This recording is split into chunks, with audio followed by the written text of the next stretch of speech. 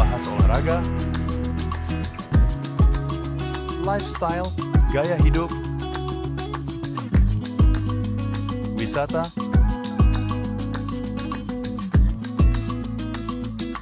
budaya,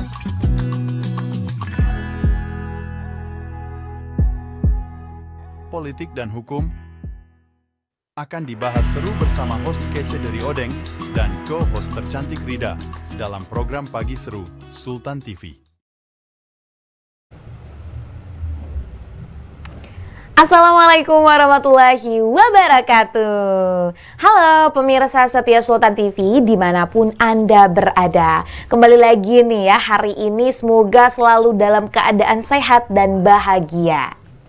Hari ini Pagi Seru kembali menjumpai Anda dalam edisi hari Rabu. Tanggal Aku kira udah Kamis. 29 Mei 2024. Berbagai informasi sudah kami siapkan yang akan dibahas secara santai no kaku-kaku. Wah, betul sekali. Karena tadi aku kira ini kan bulan Mei ini emang terasa panjang nih, Der ya. Makanya aku kira ini udah hari Kamis, ternyata masih hari Rabu. Betul sekali. Netizen banyak banget ini yang membuat cuitan dan juga story bahwa bulan Mei ini terasa panjang. Bahkan keuangan mereka sudah pada menipis. Nah, tanpa betul terkecuali banget. kita.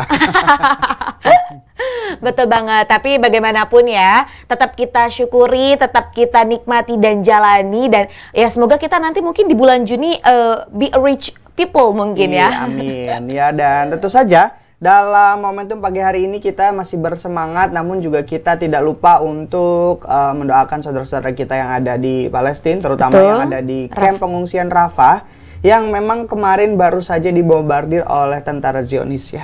Wah, ini juga sangat-sangat memprihatinkan kalau kita melihat ya, bagaimanapun itu adalah orang-orang yang memang tidak memiliki kesalahan ya, dari kalau kita melihat, apalagi tadi itu tempat pengungsian dan banyak sekali korban-korbannya adalah anak kecil. Betul, jadi kalau dilihat dari sejarahnya, memang dulu Israel memerintahkan warga Gaza untuk bergeser ya, karena mereka beralibi bahwa di sana itu adalah daerah aman nih, tidak akan diserang ya. Betul. Nyatanya sampai sekarang bergeser dan pertahanan masyarakat Gaza itu terakhir berada di Rafah ini. Nah, tapi di Rafah tetap dibombardir ternyata. Dibombardir. Meskipun ada statement dari Perdana Menteri Luar Negerinya nih ya, yang menyatakan bahwa itu adalah sebuah kesalahan. Apapun itu statementnya, menurutku aku tuh udah cukup kesel ya, Der ya, terkait dengan bagaimana tindakan dari Israel. Karena ini bukan hanya sekadar perang biasa, tapi ini udah bener-bener merampas hak asasi manusia. Dan ini bukan genosida.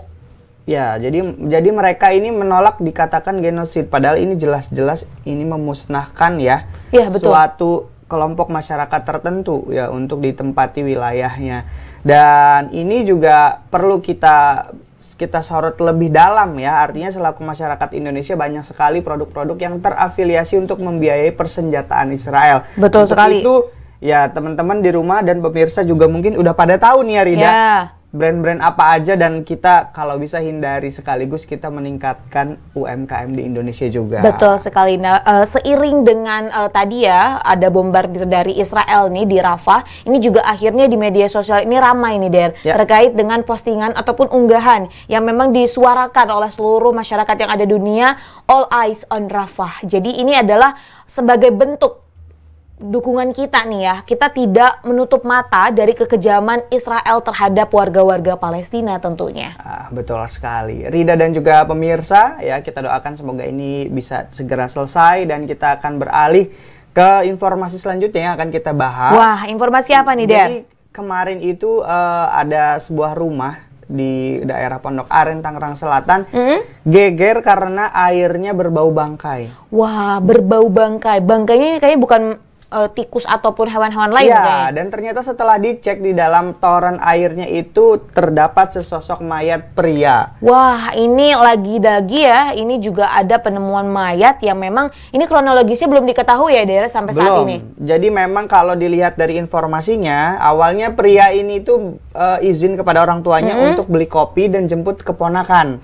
Tapi 2 hari kemudian ini tidak ada kabar juga, sampai akhirnya ponakannya sampai di rumah, tapi tanpa dengan si omnya ini namanya Devi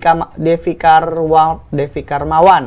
Ya, Devi Karmawan ini tidak kunjung pulang juga, akhirnya orang tuanya curiga gitu ya. Kemudian tetangganya geger menemukan mayat bertato setelah dicek memang betul keluarga mereka. Betul keluarga mereka. Ya. Dan dari beberapa sumber juga dijelaskan bahwa sebelum memang tadi dimakamkan, ini ada kejanggalan yang dirasakan oleh pihak keluarga. Sehingga ini kakak korban akhirnya meminta untuk melakukan otopsi. Karena ada beberapa temuan yang ditemukan oleh pihak keluarga, salah satunya adalah beban memar-memar, ya, badannya memar-memar, kemudian juga ada bekas sayatan ya, Der ya. Nah, ini sampai saat ini belum ada info lebih lanjut nih terkait dengan hasil otopsi tersebut. Ya, tentu saja kita juga masih menantikan ya update terkini dari pihak kepolisian, karena memang jenazah ini kan langsung dibawa ke RS Polri Kramat Jati ya untuk diotopsi. Jadi kakaknya ini memang penasaran karena ini tiba-tiba meninggal, kemudian terlihat bekas cekikan yang tadi Rida bilang ada sayatan juga. Ini agak sedikit janggal. Ya, betul. Jadi keluarganya memang memaksa untuk diotopsi supaya apa mungkin juga mencegah hal-hal seperti ini terjadi lagi. Betul sekali, Der. Nah, kalau misal kita melihat ya, Der ya, akhir-akhir ini kan banyak sekali memang kasus-kasus pembunuhan terjadi. Menurutku ya, Der ya, ini juga salah satu hal yang bisa kita antisipasi adalah saat ini ya, Der, di media sosial ataupun dari film ya, Der, itu ada banyak sekali pelaku bukan aktivitas ya, mungkin kayak contoh kejadian-kejadian pembunuhan yang memang diilustrasikan dalam sebuah film. Ini tidak menutup kemungkinan kadang beberapa orang tuh menjadikan ini sebuah contoh. Nah, ini adalah hal yang perlu kita lebih aware nih sebagai masyarakat untuk memilih tontonan dan tidak menjadikan tontonan buruk sebagai tuntunan. Ya, dan ini juga bisa jadi pelajaran berharga untuk kita semua ya, artinya seberapa penting moral dan iman kita. Betul. Karena beberapa waktu terakhir ini banyak sekali kasus pembunuhan yang menurutku pribadi ya, ini tuh udah nggak masuk di akal. Kayak misalnya beberapa waktu lalu ada wanita yang dibunuh disimpan di dalam koper. Iya, di dalam koper, di dalam sarung juga ada. Betul. Terus ini juga di dalam toren. Nah, mungkin nanti ada di dalam selang. Nah, itu pokoknya sekarang tuh benar-benar out of the box. Kita nggak akan tahu mungkin bagaimana sih manusia itu dapat berpikir. Tapi yang tadi, Der, benar-benar aku sangat garis bawahi karena banyak sekali film-film dan juga video-video mungkin yang tersebar yang tadi berkaitan dengan psikopat dan cara pembunuhan yang cukup keji. Ini kadang beberapa orang nih menjadikan ini sebuah tuntunan. Jangan gitu ya. Dan ini juga ada beberapa komentar dari netizen terkait kasus pembunuhan atau kasus penemuan mayat ya. Kita belum tahu pembunuhan atau bunuh diri. Jadi kita masih menantikan update dari pihak berwenang. Kita juga sudah merangkum nih. Ada dari Menyala Abangku, cara masukinnya gimana? Kan toren di atas rumah biasanya, bawanya gimana? Terus juga ada Ismulyani, kalau misalnya dibunuh berarti terinspirasi dari drakor. Seperti yang tadi aku bilang, Der. Ya, ini juga memang agak sedikit ganjal karena benar. Kita bawanya itu pasti ada yang ngeliat dong. Ada yang lihat. Minimal ada yang menyaksikan, apalagi daerah Pondok Aren Tangsel itu kota loh. Kota, cukup ramai, padat penduduk. Betul.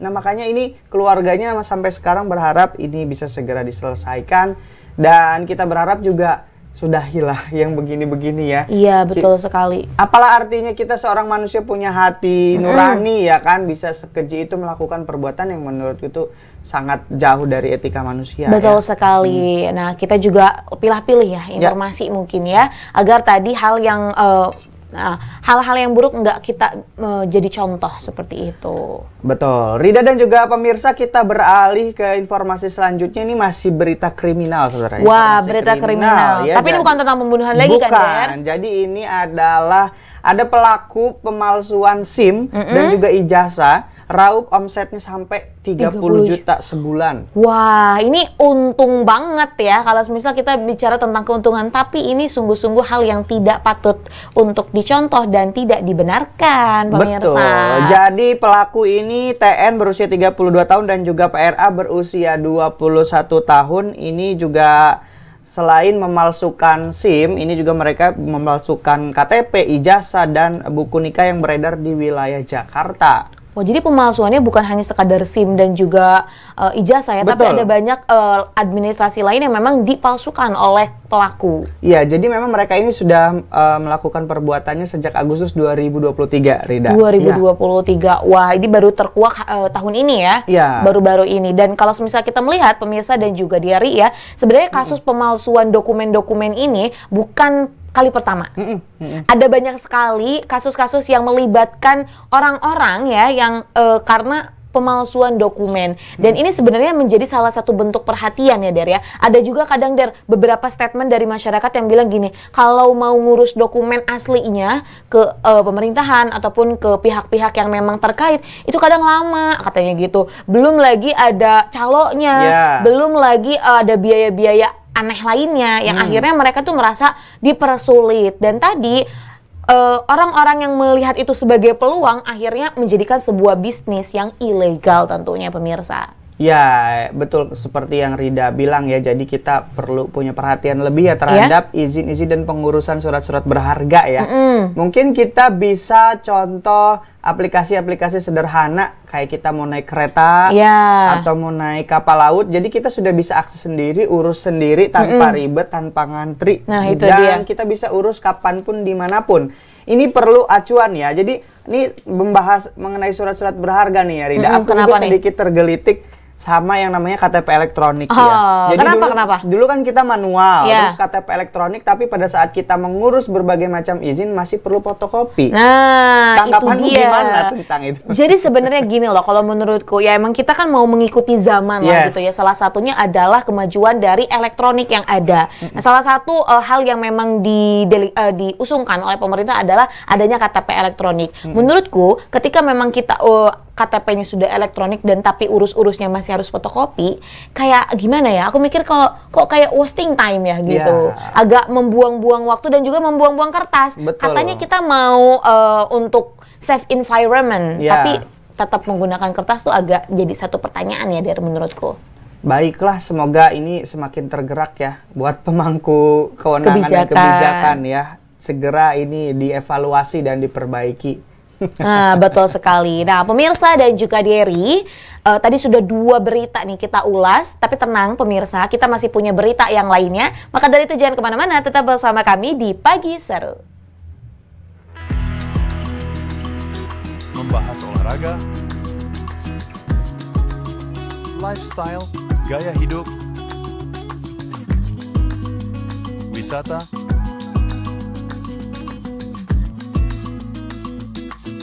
budaya,